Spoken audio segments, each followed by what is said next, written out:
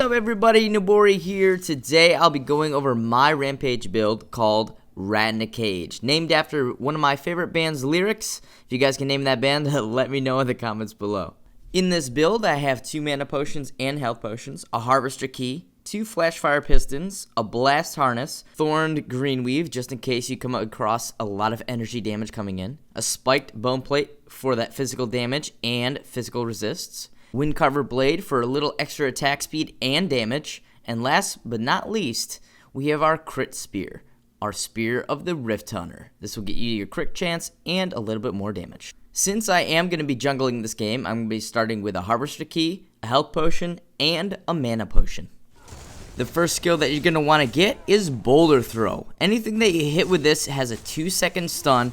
This works great for the jungle and crowd control to take less damage and in turn use less health potions so that you can stay in the jungle for longer.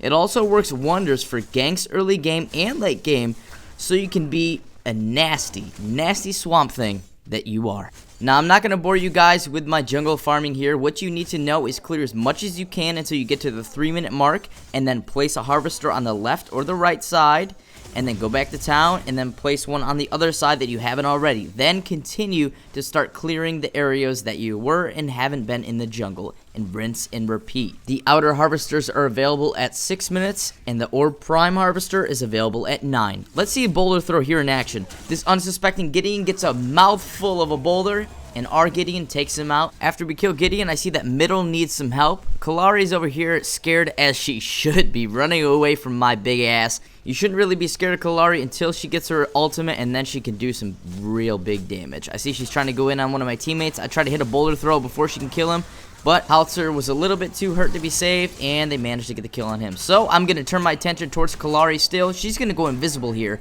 and I managed to hear her where she's at. I keep swinging, hoping that I'm going to hit her. There she is. Her invisible doesn't last too long, and I managed to get the kill on that. Unfortunately, our steal dies, but I'm able to retreat and save my own life and prevent the enemy team from getting another kill. Before I went back to base, I saw that right side needed some help. I hit Steel in the face with a boulder throw to slow him down from movement into the jungle. He hits me with a charge, but I continue to pursue him. I use a Pounce to catch up to him, and Pounce is a really awesome skill. You can reactivate Pounce at any point within its arc of the leap. This will in turn drop you exactly right down on the target below you. If Static Roar is activated, Rampage's Pounce will go further. Also, Static Roar increases nearby allies' movement speed. Pounce can be enhanced by Enrage as well for longer Pounce and aid in chasing targets. It can also be used as an escape. In this current match, we've been in battle for a long time without going back to base, so let's get our first upgrade.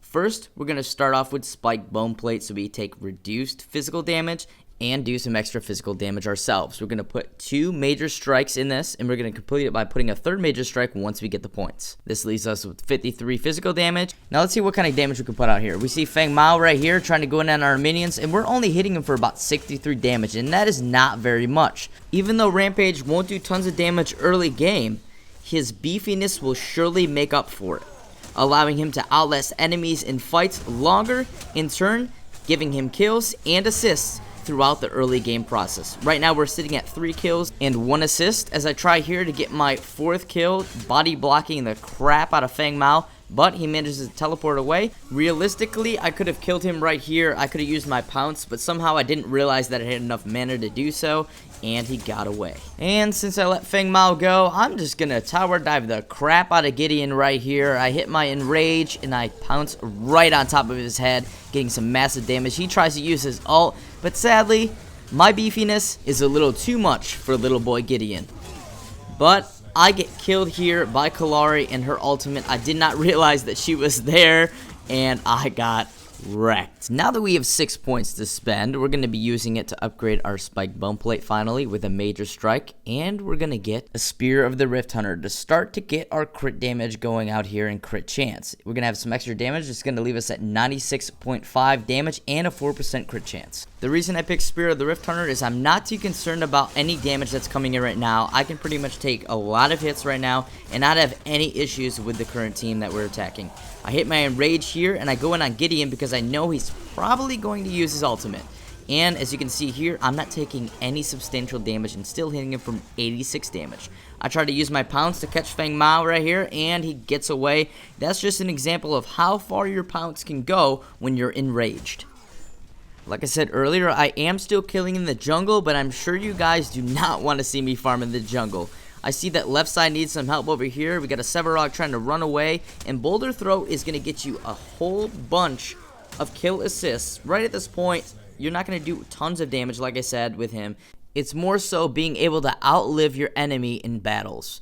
Also, later on, you're going to be able to tear through your enemies really quickly and not take lots of damage to get you multi-kills and prevent your team from getting hit by body blocking and all sorts of things to help your team in team fights. Here, I hit Gideon for 223 damage with a Boulder Throw, and that is huge. My current basic attacks only hit for 82 damage, but that's alright. I can last longer in battles than most of these guys in this current match, and I'm not having any issues with my current build, which is awesome, and this is the plan here.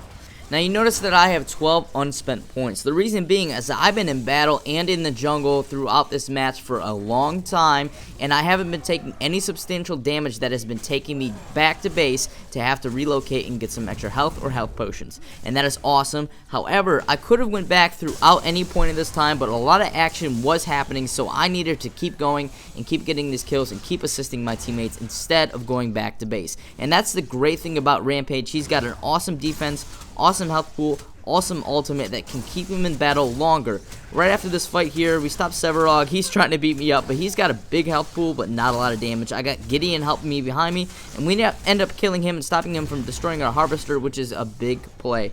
I'm going to go back to base after this so we can get our upgrades, and we can see what kind of damage we can start to do with Rampage. Now, if you noticed earlier, I had 2 health potions and 2 mana potions. At any point in the game that you need an extra health potion or mana potion, you can put them in your 3rd slot. We're going to upgrade our Spear of the Rifthunter with a major wound and 2 wounds, and then we're going to get a Flashfire Piston for extra attack speed and a little bit extra damage. In the Flashfire Piston, we're going to put 2 major strikes. This will lead us at 159 damage and 36 crit chance. Now let's take this bad boy to battle. I missed Gideon with my pounce. That's alright. A fly in the wall tries to hit me, aka Kalari. She does no damage to me substantially. I get my boulder out because I see Feng Mao trying to run. I hit him for 234 damage with a nice poke from a boulder throw. I'm running in here because I can't let Kalari get away with hitting me in the ass. I jump in with Enrage. I start beating the crap out of Gideon and Kalari. Gideon tries to put some substantial damage on me, but he can't with his ultimate. I burn him down, and we start going after Kalari. We manage to kill Kalari, but the tower in turn kills me. The only reason why I've died in this match and will die is because my tower diving. Now, since we have 4 points to spend, we're going to get our last point on our Flashfire Piston with a simple strike, and that's going to leave us to 174 damage. And since I removed the Harvester key, we have 2 extra points to use, and I'm going to use Flashfire Piston for my last slot there. That leaves you with 181 damage, 36% crit chance, and 134 attack speed. So let's get into another team battle. I see Sevarog, Kalari, and Gideon in the middle, so let's throw down. I have Murdoch with me, so we got a little company. I try to dodge that. I get out the way of Gideon's blast. I miss my rock throw there, but I get in between Murdoch and Steel to prevent some damage to my Murdoch. Murdoch's going to get dropped, but I'm going to go right in and start attacking the Gideon while he's in his ult, and I use my Enrage. I'm going ham on him and Steel. Steel tries to come back in, and he gets rocked. I rock Sevarog, and I do a pounce to catch back to Gideon. I'm going after him, and we managed to get that triple kill as a team kill right there. I go back here. I see Kalari's trying to come back through behind. At this point, I could have done another boulder throw to stop her from attacking, but that's okay. I do a quick turnaround and try to hit her with that boulder, but I don't manage to kill her, but my teammate does, and that's okay. With the 4th enemy down, I'm going to keep chasing Feng Mao and beat him up a little bit here. I'm trying to body block him so that Steel can continue to hit him. Steel's going to drop its shield, which in turn is going to slow Feng Mao down, and we're going to end up getting the kill. In turn, we end up killing the whole team, and this will give us a great situation to push middle and keep going towards their core. Gideon and I were roaming through the jungle when we got jumped from Steel and Sevarog. We're going to throw down with these guys here, and I managed to body block Steel a little bit so he doesn't attack Gideon. Gideon gets interrupted on his ultimate, so I'm going to keep trying to stop Sevarog from going in on him. I'm going to use my ultimate here to prevent both of Sevarog and Steel from getting through that gap to push towards either of my friendly targets here. I'm going to keep going on Sevarog here. He's going to get rocked by me and Gideon. He gets dropped. Then I'm going to go after Kalari. Kalari almost gets away here. I try to hit her with my boulder throw. I'm trying to guess where she's going to be. I miss it, but I'm still going to keep engaging her as she goes towards her tower. And like I stated earlier, the only thing that's going to kill me in this match is myself tower diving and getting in bad situations because of that. I managed to kill Kalari, which is phenomenal, and it was totally worth it, but the tower gets me for the third death in this match. Now it's time to upgrade our Flashfire Piston. We're going to upgrade this with 3 major strikes. This will turn, give us 250 damage and 144 attack speed. Next, I'm going to get Blast Harness for 6.5 extra attack speed, plus when it's finished, 50% extra damage on crits. We have 1 point to spend, so we're going to get Minor Kinetic. Now let's see how much damage we're going to hit for. I'm hitting Fang Mao for 264 damage really consistently. I didn't want to stack too much attack speed and neglect my attack damage, so that's where I went with this build. I see Steel's fighting Steel in the jungle, so I'm going to cut him off actually because I noticed that he's coming this way. We're going to actually stun lock the crap out of him because he can't get away. I hit him so he gets stunned. I hit him with a boulder throw. Steel hits him with his shield so he can't escape even further, and we managed to get an easy kill. Now we're going to fast forward here because I did a lot of jungling and I got a lot of assists. So we're going to upgrade our Blast Harness to maximum here. We're going to put regular 2 Kinetics in here. That's 13 extra attack speed each. Now for our last card, we have 2 options. We have Greenweave for extra energy armor and damage, or we have extra damage and attack speed with the Windcarver Blade. I'm going to go Windcarver Blade because I'm not having any issues with energy damage users. We're going to do 3 strikes. The ending stats for my Rampage build is going to be 325 attack damage, 250% crit chance, 197 attack speed. Now that we have our build all set, let's see what the end result of this build is going to be for Rampage. Steel's trying to chase one of my teammates, but I noticed that he's low health, and I'm going to hit him twice for 394 damage and drop him really quick with my crits and my attack speed.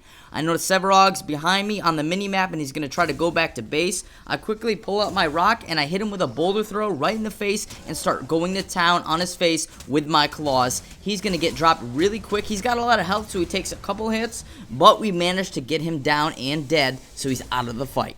My teammates are now going to go after the inhibitor. I noticed that they're going to be attacked by the inhibitor, so I go in because I see Kalari is going to try to attack one of my teammates. I hit in rage so the inhibitor doesn't hit me for much damage, and I'm going to keep swinging because she's invisible, but I can hear her. She manages to get away, and I'm going to keep swinging, but she's not going to get away for long because she's going to try to come around from the right side, and I'm going to notice her from the corner of my eye right here. I pull out a boulder, and I get the most amazing boulder throw I've ever pulled off. Hit her for 354 damage and get that crazy boulder throw kill. It's all over now, or like Shrek likes to say, it's all ogre now. We're going to keep going in after their core here. They're not going to be able to stop us. We're going to eventually kill their core. I'm going to get a few kills here and assists. If you're new to my channel, be sure to hit the subscribe button if you haven't already, and drop a like so I know that you guys want to see more Paragon videos, builds and guides, and other gameplay. If you guys have any questions, feel free to drop them in the comments below, and I'll be sure to get to those as soon as I can. If you have a specific character that you want to see, make sure to drop them in the comments, and I'll get to those characters as soon as I can. I got a couple more coming up, and I got some great builds for you guys for other characters that you have been asking for. Also, I'd like to thank you guys again for your growing support for my channel and everything that I do, and I'll catch you guys in the next video. Be sure to check out the other guides if you haven't already. I'll see you all next time. Peace!